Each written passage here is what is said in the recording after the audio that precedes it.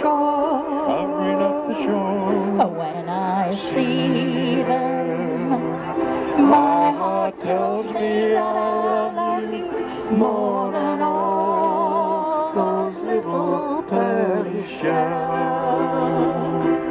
More than all those little pearly shells. I want to make it clear to your listeners that the hospital is not closing. Its role and function in the community is changing, and hospitals do change their role from time to time.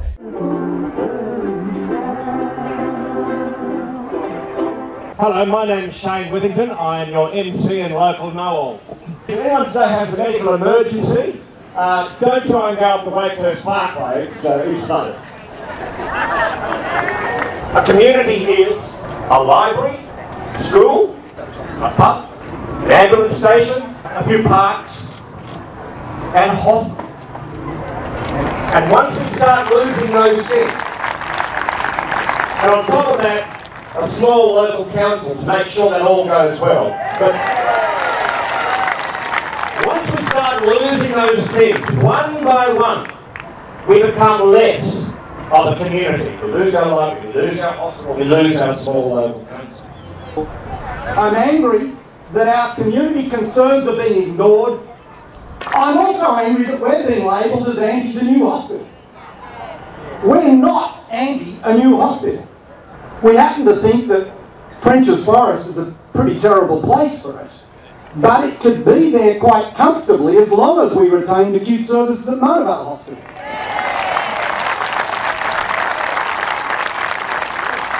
This document that you've all been seeing, this puff piece of BS that you've been seeing, selling you the benefits of the new private hospital up on the hill, they have the hide to quote statistics in there which are rubbish, and we're accused of quoting rubbish. They talk about the numbers of emergency beds and refer to the total, but only refer to how many are at Mona Vale when they do the comparison. And then they talk about the operating theatres and so on, without telling you what the real increase is. They tell you there are 488 beds, however, Deb Wilcox, the CEO of that Northern Health region, recently on radio I got her to tell us that it was half the number of beds would be available for the public. That's 244. Remember that you've got over 300 beds now in Manly and Mona Vale Hospital, so you've got less beds, public beds. And when you add up the theatres, when you add up the intensive care, when you add up all the other beds, they're not double what we've got now by any stretch of the imagination. They're frankly not many more than what we've got now. However, they're also got to now cater for the private hospital. So we've got a bigger hospital, private and public, and we've got a few more of those important services. And they're great services. That I don't want to belittle. And these are Health Department's own figures. We didn't make them up. They are for the 2016 and 17 year. Now, in that year, there were a total of 35,033 presentations to Mona Vale's emergency department. Staggering. And by the way, that has grown from 23,000 in 2006. So a dramatic increase in the numbers of presentations. What's more alarming about those numbers though, is that 144 of those presentations required immediate treatment. 143 of them required resuscitation. There were another 4,729 that required treatment within 10 minutes. And we all know French's Forest isn't within 10 minutes of Mona Vale Hospital. There were another 12,588 people who were needed to be seen within 30 minutes. So to put that in perspective, there were 17,600 people who were treated at Mona Vale Hospital who needed to be seen within 30 minutes. Now, those people will now have to go to French's Forest. Remember, the only people who used to come to Mona Vale and Manly hospitals were people from the coastal strip. Fundamentally, some would come from the other areas for scheduled surgery, but mainly along this coastal strip. So when you move a hospital up to French's Forest, you add to the catchment area of that hospital You add Frenchs Forest, you add Belrose, you add Davidson, you add Forestville, you add Roseville Chase, you maybe even add some St Ives. That dramatically increases the number of patients that will use that hospital compared to what use the existing hospitals. Now, think about this. We've got a hospital with effectively fewer public beds than we have already, and we've got a catchment area that significantly increases the patients who will need to go there. If you lived in Bondi, if you lived in South Coogee, if you lived in Five Dock, and I said to you, and you got a letter saying, by the way, your hospital's closing, you've now got to go to Frenchs Forest, which is your nearest acute services hospital. Can you imagine the outcry? Can you imagine what people would say? Well, let me tell you, if you live at Avalon, Whale Beach, Palm Beach, that's how far you are travelling. Those people are as far from that hospital as Bondi, South Coogee, Five Dock and many others in and out.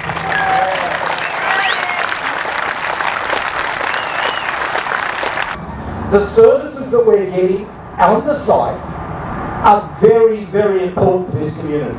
And they include the rehab, new built rehab, fantastic, the new community health building, the new building for aged care assessment, 10-bed inpatient and the inpatient palliative care, and the retention of our existing palliative care cottage. That's fine, and I support that very, very much. However, what you're not going to have is an acute hospital with a decent emergency. And that is appalling.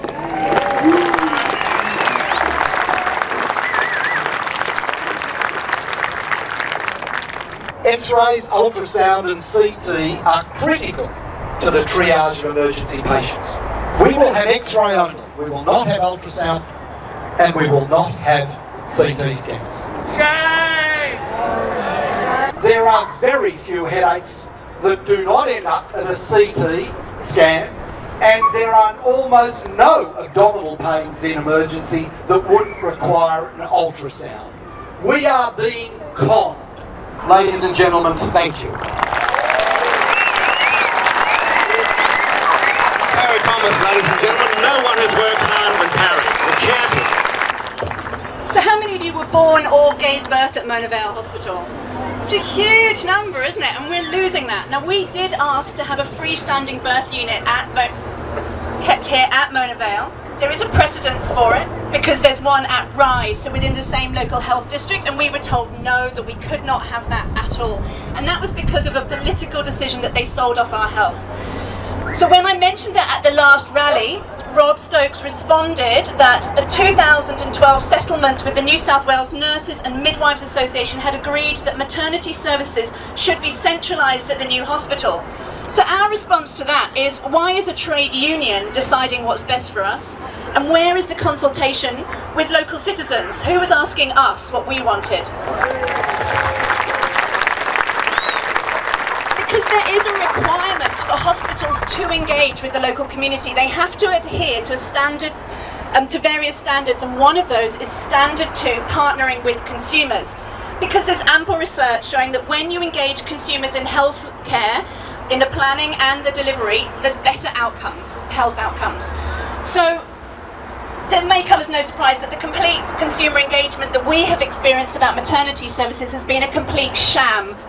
So the engagement is meant to be not just simply informing us of decisions that politicians, health authorities and private companies now are deciding on our behalf. It's meant to be a two-way communication and meaningful engagement.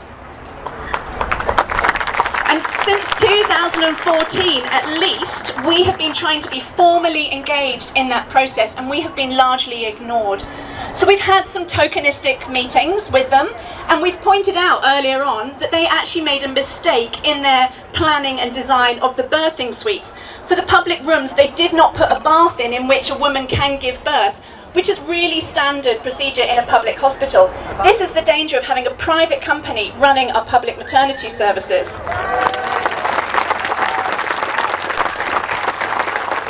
We've also also been told that there actually are 2 maternity consumer representatives, but as we're not allowed to know who they are, what they've said, as they have not communicated with us or sought our formed opinions, because we do represent a large number of women on the Northern Beaches, they can in no way be classified as representatives of what we want.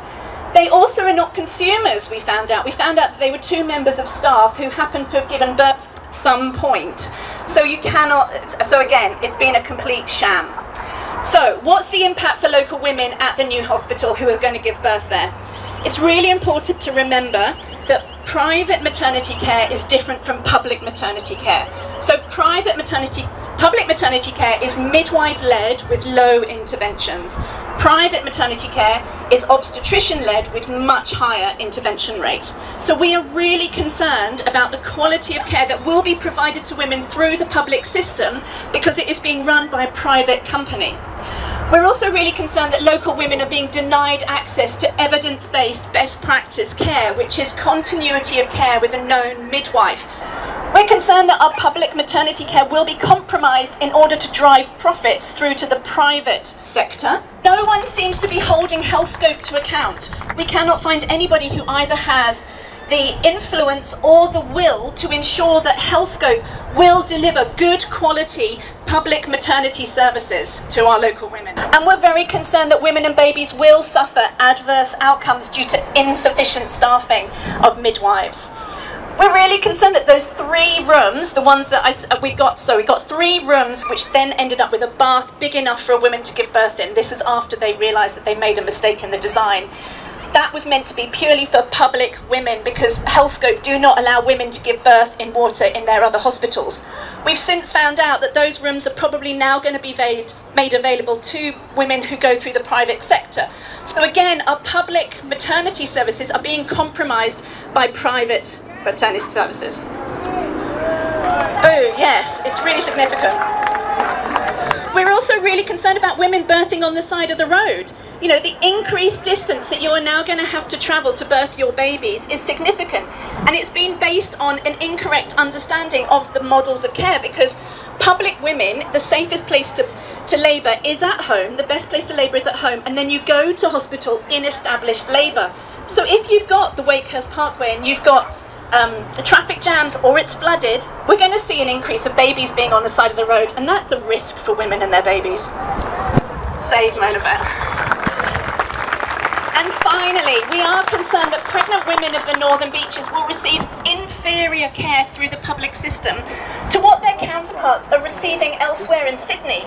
The Royal Women's at Randwick have a really significant midwife group practice programme, and we just don't feel that there's a place for postcode healthcare in Sydney in 2018. It's really appalling.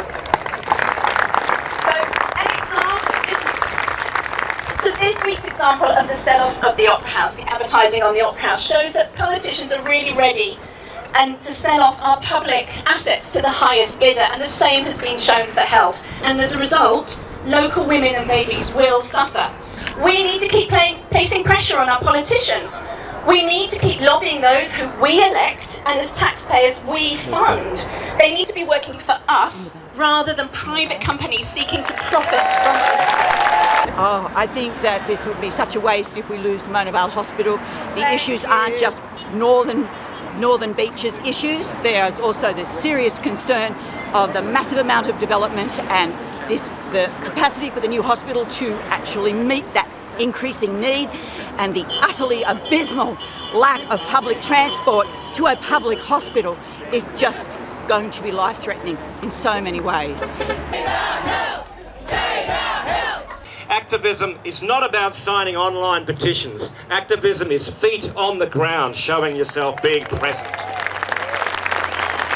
But don't worry, you will all be rewarded today because there is all the food you can eat, all the red wine you can drink, all the beer and champagne you could possibly like just as soon as you get home after the rally. So bear that in mind. There were around 35,000 presentations at Mona Vale Hospital last year. 144 needed immediate resuscitation. 1 in 7 had to be treated within 10 minutes. We're after a acute services hospital containing a proper emergency department, not an urgent care Band-Aid station. Despite today's show of support, there was still no commitment from the state government, with residents vowing to continue to fight, wondering how many deaths it'll take before plans are reversed.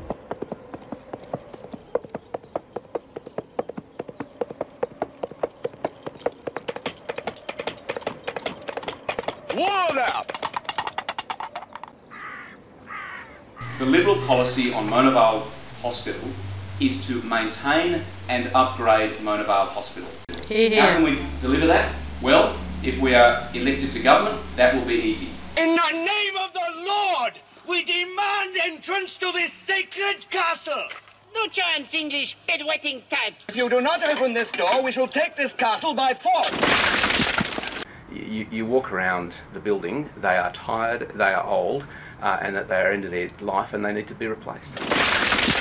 There's not one bit of breakdown in the concrete which would have any effect on the integrity, structural integrity of the building. Of course, can you renovate anything? Of course you can. You'd have to, I'd imagine you'd have to remove all the medical services for an extended period in order to do that. No, you don't. No, Bankstown didn't remove everything. It was renovated on inside too, and Bankstown's got more asbestos. Well, again, I'm not an engineer, so according to consulting engineers, that building is at the end of its life and needs to be replaced. It is at the end of its life. There's nothing wrong with the building, so any excuse given that the building's at fault is just an excuse to pull it down, because someone wants the land. So, yes, it won't be a full emergency department in the way that people have been used to in the past, but there will be a far bigger and better one 12 kilometres up the road at French's Forest. All right. At the moment, you've had to go twice as far to Royal North Shore.